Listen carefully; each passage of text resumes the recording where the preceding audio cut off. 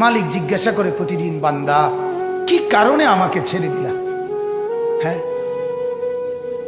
রাত 12টা বাজে তুমি ঘুমায় গেলা, মা ঘুমায় গেল, বাপ ঘুমায় গেল, বিবিও ঘুমায় গেছে, পাড়া পড়শি ঘুমায় গেছে। আল্লাহ বলেন, আমি তো ঘুমাই নাই বান্দা, আমিও তো ঘুমাই নাই। সারাদিনে আমিও তো জগৎটা পরিচালনা করছি, তবুও তো আমার কোনো ক্লান্তি নাই, আমি তো ঘুমাই নাই। কেন ঘুমাই নাই জানো বান্দা? রাতের 2টা বাজে যদি তোমার পেশাব করতে হয়, রাতের 3টা বাজে যদি তোমার দরজা খুলতে হয়, তখন যদি তোমাকে উঠতে হয়, আর আমি যদি ঘুমায় যাই বান্দা, তোমারে চোখ মেলে দিবে কি?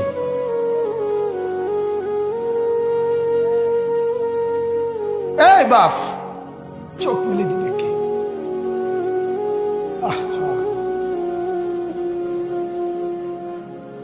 আল্লাহ আমাদেরকে মাফ করে। কোরআনুল কারীমের মধ্যে আল্লাহ তাআলা বলছে, ওয়া হুয়াল্লাযী ইয়াতাওয়াফফাকুম বিল-লাইল। কোরআনে আল্লাহ বলে, বান্দা শোনো, প্রত্যেকটা মানুষকে রাত গভীরে যে ঘুম আমি দেই, সেটা ঘুম না, আমি ওয়াফাত দেই, আমি মূলত মৃত্যু দিয়ে দেই। আবার আমি দয়া করে একটা নির্দিষ্ট সময় পরে চূড়ান্ত মৃত্যু দেব বলে আমি আবার সেই হায়াত সকালবেলা যখন জাগতে শুরু হয় তখন আমি ফিরাই দিই আল্লাহ। এমনও মানুষ আছে পৃথিবীতে, রাত্রিবেলা ঘুমাইছিল ভালো মানুষ, সকালবেলা আর জাগে নাই। আমার একজন দূরসম্পর্কীয় চাচা আছে, প্রফেসর ছিলেন, ভালো মানুষ ছিলেন, রাত্রিবেলা জলজ্জান্ত মানুষ ঘুমাইছে, সকালবেলা আর দরজা খুলে দেখছে ওই মানুষটা জীবিত ছিল না, মারা গেছে। হতে পারে না? হতে পারে কিনা বলেন না? তাইলে বছরের পর বছর, মাসের পর মাস, এই বাপ, বাহিরের কারো চিন্তা করে বাদ দেন। আপনারা যারা বসছেন, আপনাকে বলছি, আপনি কষ্ট করে বসছেন, রাতের 12টা বাজে, রাতের 12টা বাজে, এত কষ্ট করে বসছেন, বিনিময়ে একটু ভাবেন, একটু ভাবেন, অনুরোধ আমার, একটু ভাবেন। আজ মাঝে মাঝে মন চায় আল্লাহর বান্দা মুসলমানদেরকে বুকে জড়ায় ধরে কাঁদি যে বাপ, কেন এত ভুল করছেন? আল্লাহকে কেন এত নারাজ করছেন? যার বিবি বেপর্দা, আপনি আল্লাহকে কত পরিমাণ নারাজ করাচ্ছেন। যার স্ত্রী, যার মেয়ে বেপর্দা, আপনি আল্লাহকে কি পরিমাণ নারাজ করছেন বলেন? এক কুকুর মরলে, লাশ ফেলে রাখলে যেই দুর্গন্ধ ছড়ায়, সেই দুর্গন্ধে অল্প কিছু মানুষের কষ্ট হয় কিছুক্ষণ, কিন্তু এক নারী বেপর্দা হাঁটলে যে যুবকগুলোর চরিত্র নষ্ট হয়, সেই নারী এক মরা লাশওয়ালা কুত্তার চাইতেও বেশি দুর্গন্ধ ছড়ায়। কুকুরের দুর্গন্ধ এত বেশি ছড়ায় না, বেপর্দা নারীর দুর্গন্ধ যে পরিমাণ ছড়ায়। সে তো শত শত যুবক তার চরিত্র শেষ করে দিছে। এই সিনেমার নায়িকা নর্তকীরা উলঙ্গ আর ছবি আর বিবস্ত্র ছবি আর নাচ গানের এই ফুর্তি দেখিয়ে এরা হাজারো যুবকের চরিত্র গঠন করে না নষ্ট করে? কথা বলেন না কেন? এজন্য আমার শায়েখ আল্লামা মুফতি মুশতাকুর নবী সাহেব বলে, হাজারো মানুষের জীবন নষ্ট করে যে, এজন্য তার জীবনে কখনো সুখ ধরা দেয় না। এজন্য এই পৃথিবীর জরিফ এটা, আপনি জরিফ চালায়া দেখেন, যত সিনেমার নায়ক নায়িকা, এদের জীবনের মতো দুঃখী জীবন, ব্যক্তি জীবনের মতো কষ্টের জীবন আর কারো নাই। আপনি খবর লাগান, আপনি খবর লাগান, এদের মতো লাঞ্ছনা। কারণ হাজারো যুবককে নষ্ট করছে এই হাসি দিয়া, অথচ এই হাসি তার মূলত আসল হাসি না। এই হাসি যদি ল্যাবে অথবা ডায়াগনস্টিক সেন্টারে পরীক্ষা করায়, প্রত্যেকটা হাসির মধ্যে ফরমালিন পাওয়া যাবে। কি পাওয়া যাবে? ফরমালিন। ফরমালিন। কি বুঝে বিড়ি খান, কি বুঝে সিগারেট খান, কোন বুঝে দাড়ি কাটেন, কোন বুঝে টেলিভিশনে নর্তকীর নাচ দেখেন। আজ 20 বছর ধরে যার ঘরে রঙিন টেলিভিশন চলে, নাচ গান, সিনেমা, নাটক, নর্তকীর ছবি, আমনের বউ বাচ্চা বছরের পর বছর আমনের ঘরে বইয়া, সোফাত বইয়া বইয়া টেলিভিশনে নাচ গান দেখে, আমনে মরতেন না? আমনের বউ বাচ্চা মরতো না? আমনে আল্লাহর সামনে দাঁড়াইতেন না? না, জিন্দিগিটাই ছবি, জীবনটাই ছবি, একেবারে যেটা পাও। আজ মুসলমানের যুবকের কথা হইল বেঈমান, ইহুদি আর কাফেররা আমাদেরকে এরকম ফাঁদে ফেলাইছে যে যা কিছু আছে 24 ঘন্টা মুসলমানের ছেলে মেয়ের হাতে মোবাইল তুলে দিছে, যেটা ফাও শুধু ছবি উড়াই আমগো কাছে পাঠায়। এটা কুত্তা হোক, বিলাই হোক, শুকর হোক, মানুষ হোক, গরু হোক, ছাগল হোক, হুজুর হোক, পাবলিক হোক, বেড়া হোক, বেড়ি হোক, জোয়ান হোক, বুড়া হোক, যেটা পাউডা শুধু ছবি উড়া। জিন্দিগির কাজে একটা আহ হায় হায় বাপ, তোমরা বুঝো না, বেঈমান তোমাদেরকে বেঁধে ফেলছে আষ্টে পিছে। নবীজি এ কথা বলছে, উম্মত, চুরি ডাকাতি জিনা ব্যভিচার মদ জুয়া নাচ গান টেলিভিশন নাটক সিনেমা বিড়ি সিগারেট তুমি সব করতে থাকো, তোমার জিডা মনে কয়টা করো, হাসরের ময়দানে শুধু আমার দ্বারে আইও, আমি বেহেশতে ফাটাই দিমু, এটাই তো সুপারিশ না? তো আমনে ঘটনা কি? এক বুজুর্গ বলছেন, আমি দেখলাম যে পুরা বাজারে যত ব্যবসায়ী তাদের মাল বিক্রি করতেছে, তন্মধ্যে সবচেয়ে বেশি চিল্লাইতেছে, কাস্টমার গ্রাহক ডাকতেছে এই বরফ বিক্রেতা, এবং চিৎকার করে করে বলতেছে, হে আল্লাহর বান্দারা, তোমরা ওই ব্যক্তির উপরে একটু দয়া করো, যাদের নেওয়ার জলদি জলদি নাও, যার পুঁজি খুব দ্রুতই গলে গলে শেষ হয়ে যাইতেছে। মানে আমার এই বরফের চাকাটা যদি তোমরা কিনতে দেরি করো, তাইলে আমার এটা কিন্তু এটাই আমার পুঁজি, এখন এটা যদি দেরি করো তাহলে গলে গলে কি হয়ে যাবে, আমার পুঁজি শেষ হয়ে যাবে, আমি আর বেচমু কি? তাইলে বরফের চাকাটা এমন না যে যতক্ষণ বেচা হবে না অতক্ষণ গলবে না, এমন সে গলতেই আছে, বেচা হোক কিংবা না। তো ওই আল্লাহর ওলি বলেন, আমি এই বরফ বিক্রেতার এই আহাজারি, তার এই চিৎকার চেঁচামেচি, তার এই পেরেশানি থেকে আমার হায়াতের কদর বুঝলাম, জীবনের কদর বুঝলাম, যে আমার হায়াতটাও ঠিক এরকম, এটা গলে গলে শেষ হয়ে যাচ্ছে। প্রতি মিনিট প্রতি সেকেন্ড আমি ঘুমে থাকি কিংবা সজাগ থাকি, আমার হায়াত শেষ হইতেছে। খামখেয়ালি করে গপ মারলাম, তামাশা করলাম, তবুও শেষ হচ্ছে। কঠোর পরিশ্রম করতেছে ওই ব্যক্তিরও সময় কি হইতেছে, হায়াত শেষ হচ্ছে। অতএব বরফ বিক্রেতার পুঁজি যেমন গলে গলে শেষ হয়, আমাদের হায়াত, আমাদের জিন্দিগি, আমাদেরকে একটি নির্দিষ্ট সময় আল্লাহ তাআলা বেঁধে দিয়েছেন, আল্লাহই জানেন সেটা কতক্ষণ, কিন্তু আমরা এটা বিশ্বাস করি নির্দিষ্ট। অতএব এই নির্দিষ্ট সময়টুকু আমরা যদি গুরুত্ব দেই কিংবা অবহেলা করি, সমানভাবে চলে।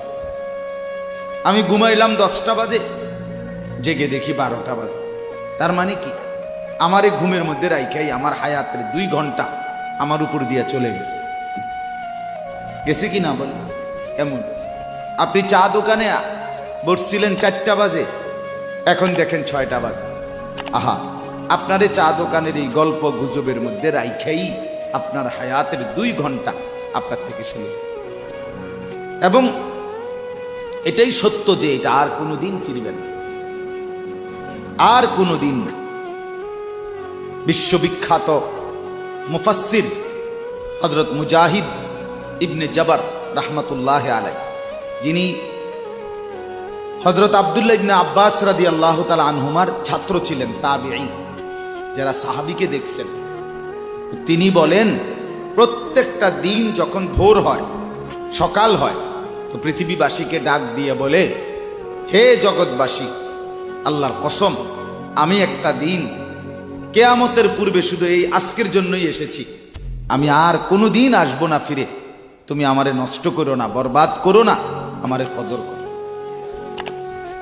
আজকের এই 13ই অক্টোবর আগামী শুক্রবারে আবার ফিরবে না, শুক্রবার একটা আসবে, কিন্তু সেটা 13ই অক্টোবর হবে না, সেটা হয়ে যাবে 20 অক্টোবর, ঠিক না বলে? এই ঘন্টা, এই মিনিট, এই সেকেন্ড, এই সময় আর আসবে। অতএব আমার প্রথম কথা, লম্বা সময় বয়ান করার সুযোগ নাই,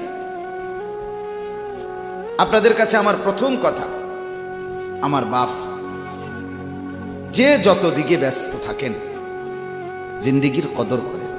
আপনার হায়াত আপনার কাছে আমানত। কোরআনুল কারীমের মধ্যে আল্লাহ তাআলা বলেন, ওয়াউরিদু আলা রাব্বিকা সাফফা। এই সূরা কাহফের মধ্যে আমি যে এই সূরা থেকে পড়ছি, আল্লাহ বলেন তোমাদের প্রত্যেককে হাসরের ময়দানে লাইন ধরিয়ে একজন একজন করে আমি আল্লাহর সামনে এনে দাঁড় করানো হবে। একজন একজন আমি আল্লাহর মুখোমুখি পেশ করা হবে। লাকাদ জিতুমুনা কামা খালাকনাকুম আউয়ালা মাররা। আল্লাহ তাআলা তখন বলবে, বান্দা কি হলো, মনে কি পড়ে? আল্লাহ বলবেন, বান্দা মনে পড়ে তো যে অবস্থায় দুনিয়া গেছিলা, আজ ঠিক সেই অবস্থায় আমি আল্লাহর সামনে আসি। দুনিয়া থেকে যেদিন দুনিয়ায় গেছিলাম মায়ের পেট থেকে, সেদিন একাই গেছিলাম, আজ ঠিক একাই কার কাছে ফিরলা? আমার সামনে। বাল জাআমতুম আল্লান নাজআলা লাকুম মাওঈদা। এরপরে আল্লাহ বলবে, তুমি তো মনে মনে ভাবছিলা, যেই ফুর্তি যেই তামাশা তুমি করতেছিলে দুনিয়ায়, তুমি মনে করছো এমন একটা দিন আসবে না। তুমি ভেবেছিলে মরতে হবে না, হাসরের ময়দান আমি আল্লাহর সামনে আসবে না। আজ তো দেখলাম, আজ চতুর্দিকে তাকিয়ে দেখো, এটা হাসরের ময়দান। আজ দেখো মানুষগুলো কাঁপতেছে, আজ দেখো মানুষগুলো ভয়ে তটস্থ।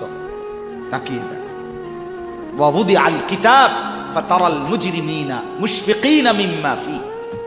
আল্লাহ বলেন প্রত্যেককে আমি আল্লাহর সামনে এনে তার আমলনামা তার সামনে রাখা হবে, আর আল্লাহ বলবে পড়ো, দেখো।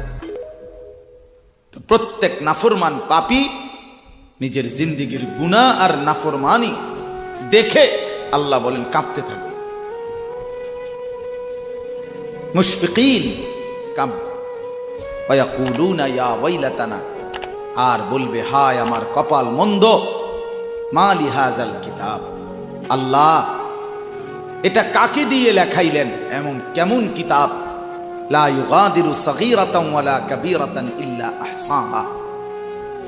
হায় আল্লাহ, আমার জীবনের এক সেকেন্ড, ছোট বড় একটি কর্মকাণ্ড, একটি নিঃশ্বাস এখানে হিসাবের বাহিরে নাই, সব তো এখানে লেখা।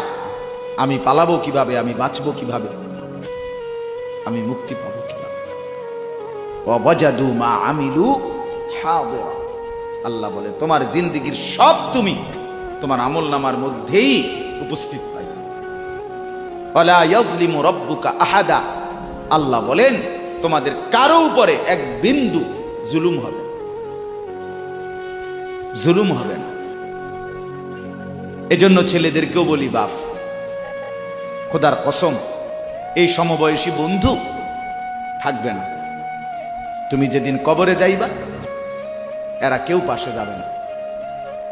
তুমি যেদিন হাসরের ময়দানে দাঁড়াইবা, সেদিন কেউ দাঁড়াবে না তোমার সাথে। তুমি যেদিন আল্লাহ তাআলার মুখোমুখি হতে হবে, সেদিন এই বন্ধু কেউ থাকবে। ফাইদা নুফিখা ফিস সূর ফালা আনসাবা বাইনাহুম ইয়াওমাইদিন ওয়ালা ইয়াতাসাআলুন। আল্লাহ বলেন ইসরাফিল যখন দ্বিতীয়বারে সিংগায় ফু দিবে, আমি আল্লাহ হাসরের মাঠ কায়েম করব, তখন এই হাসরের ময়দানে দাঁড়িয়ে কেউ কাউকে আত্মীয়তার, বংশের, সম্পর্কের কোনো পরিচয় দিবেন।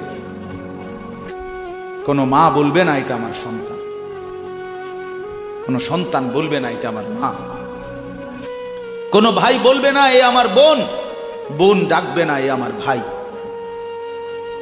ওয়ালা ইয়াতাসাআলুন, কেউ কাউকে জিজ্ঞেসও করবে না কেমন আছে, কে কারে জিজ্ঞাসা। আম্মা জান আয়েশা রাদিয়াল্লাহু তাআলা আনহা বলেন, নবীজির স্ত্রী তিনি নবী সাল্লাল্লাহু আলাইহি সাল্লামকে জিজ্ঞেস করছিলেন, ইয়া রাসূলুল্লাহ, হাসরের ময়দানে সবাই কাপড় চোপড় বিহীন উলঙ্গ হয়ে দাঁড়াবে, তো একজন আরেকজনের দিকে তাকাবে না, কেমন লাগবে তখন? রাসূলুল্লাহ সাল্লাল্লাহু আলাইহি সাল্লাম বলেন, খোদার কসম আয়েশা, হাসরের ময়দান এতটা ভীতিকর অবস্থা যে একজন মানুষ নিজেকে বাদ দিয়ে কারো ব্যাপারে তাকানো চিন্তা করার, খবর নেওয়ার 1 সেকেন্ড সময় পাবো। সকলেই উপরের দিকে নিজেকে নিয়েই ব্যস্ত থাকে। ইয়া রব্বি নফসি নফসি, ইয়া রব্বি নফসি নফসি, ইয়া রব্বি নফসি নফসি। এজন্য বাপ আমার, আপনার হায়াত আপনার কাছে। আপনি যেদিন মরবেন সেদিনও মানুষ ভাত খাবে। এই গ্রামবাসী ধোকা, ধোকা, মহল্লাবাসী ধোকা, এগুলো সব ধোকা, সব ধোকা। বন্ধুরা ধোকা, স্ত্রী ধোকা, এগুলো সব ধোকা। সব ওই রাত্রে খানা খাবে, আপনারে দাফন করে আসে। আরো বেশি খাইব মানুষের ঘরের থেকে, যাইতে আইনা ভাত খাওয়া। আও হারাদিন কাঁদছেন আমনে, শরীর দুর্বল হয়ে যাব খানা না খাইলে। ভাত খা, খানা বন্ধ। লাশের সামনে, লাশের সামনে মুসলমান আজকে জানাজা, লাশ সামনে, এখানে দাঁড়াইয়া জিগায় খানাটা কোন দিন কইয়া লাইলে ভালো আছিল। কি আহা আহা, মানুষ কার জন্য শিক্ষালেন? এই মানুষগুলো তারা আজকে জিগায় খানাটা কোন দিন করবে। 4 দিন না খানাটা কি সোমবারে করলে ভালো হয় না মঙ্গলবারে করলে ভালো হয়? কদ্দুর অনবুজ করে লাইলে ভালো আছিল। লোকজন কি আর আবার ফাইবেননি? হ্যাঁ, মানুষটিরে আবার কইটো আইবেন, আজকেই কইয়া লাইলে ভালো। ফলে জানাজার লাশের সামনে দাঁড়াইয়া আগে কইয়ালায় সবাই খেয়াল রেখেন সোমবারে খানা। আহ, এর নাম দুনিয়া, এর নাম, এর নাম দুনিয়া। এই জন্য দুনিয়া বড়ই স্বার্থ। এটা রাক্ষস, শুধু গিলে খায়, তৃপ্ত হয় না, তৃপ্ত হয়। সেদিন আমি এক কুটিপতির বাড়িতে গেছি, অনেক বড় সম্পদশালীর বাড়িতে গিয়া তার বাসায় বাথরুমে গেছি। দেখি যে বাথরুমের যে দরজা, দরজার যে সিটকারি লাগায়, তো সিটকারিটা আছে, কিন্তু সিটকারিটা যেটার মধ্যে লাগায় ছোট্ট বল্টু একটা, এটার মধ্যে লাগায় যেটার মধ্যে আরে এটা নাই। এবারে লাভ হলো কি, কিসের মধ্যে লাগায়? কথা বুঝছেন না আপনি? লকটার এই ছোট ইয়াটা যেটার মধ্যে লাগায় আর এটা নাই। তা না, আমি বের হয়ে বললাম, হা ভাইয়া, এরই নাম দুনিয়া। দুনিয়া এমন একটা না একটা থেকেই যায়, সব চাহিদা, সব প্রয়োজন পূরণ হয় না, পূরণ হয়। আপনার লাশ যেদিন জানাজা হবে সেদিনও আপনার ঘরের হাজারো প্রয়োজন বাকি থেকে যাবে, বাকি থেকে। পৃথিবী হাসবে ঠিকই, সিএনজিও চলবে, অটোও চলবে, সূর্যও ডুববে, চাঁদও উঠবে, রাতও শেষ হবে, দিনও আসবে, কেউ থামবে না আপনার জন্য। আপনি শুধু চলে যাবেন একা কবর, কেউ থামবে না। এরে বাপ, কেউ থামবে না। ছেলেরা আজকে বন্ধুর পাল্লায় পড়ে নষ্ট হয়ে যাচ্ছে। আহ, সমবয়সী বন্ধু তোমার উলঙ্গ ছবি দেখায়া, নর্তকী দেখায়া শেষ করে দিল, তুমি বুঝলাম। সমান সমান বন্ধু একসাথে তোমার জুয়ার আড্ডায়, মদের আড্ডায়, নারীর আড্ডায়। আহ, আফসোসের ব্যাপার। ভাবতেই শিখেন একজন মানুষ সুস্থ স্বাভাবিক, একজন সতেজ সবল মানুষ, সে কেমনে এত বোকা, নিজেকে ধ্বংস করে। আমি যখন এখন এই মাত্র যে দিদা আসতেছিলাম গাড়ি দিয়া, একটা ছেলে প্রতিবন্ধী, ছোট একদম প্রতিবন্ধী, সে দাঁড়াইয়া রয়েছে মাঝখানে, মানে গাড়ির হরনও বোঝে না, কিছুই বোঝে না সে। পরে আরেকটা ছেলে ধরে তারে এক পাশ করে দেওয়াতে তারপরে আমার গাড়িটা আছে এই এখানে। এখন এই ছেলেটা তো অবুঝ হইতে পারে, এই ছেলেটা তো প্রতিবন্ধী, সে তার ভালো মন্দ বুঝে না। কিন্তু তুমি ছেলে সুস্থ সবল স্বাভাবিক যুবক, তুমি কেমনে নিজের ভালোটা বুঝো না? তুমি কেমনে নিজের ভালোটা বুঝো না? বলে এত মানুষের জানাজা, কবরস্থান নাই এমন কোন এলাকা আছে? বলেন, আপনাদের মহল্লায় কবরস্থান নাই? আপনারা কোনোদিন জানাজা পড়েন নাই? আপনারা লাশ দেখেন নাই? তাহলে জলজ্জান্ত মানুষ আজকে কবরে। জনাব হযরত মাওলানা আব্দুল বারী সাহেব, আমার তো পুরা মনে আছে কত সময় আমার সাথে, কতদিন বয়ান একসাথে দেখছি, বসছি, কথা বলছি, কোথায় হারিয়ে গেল?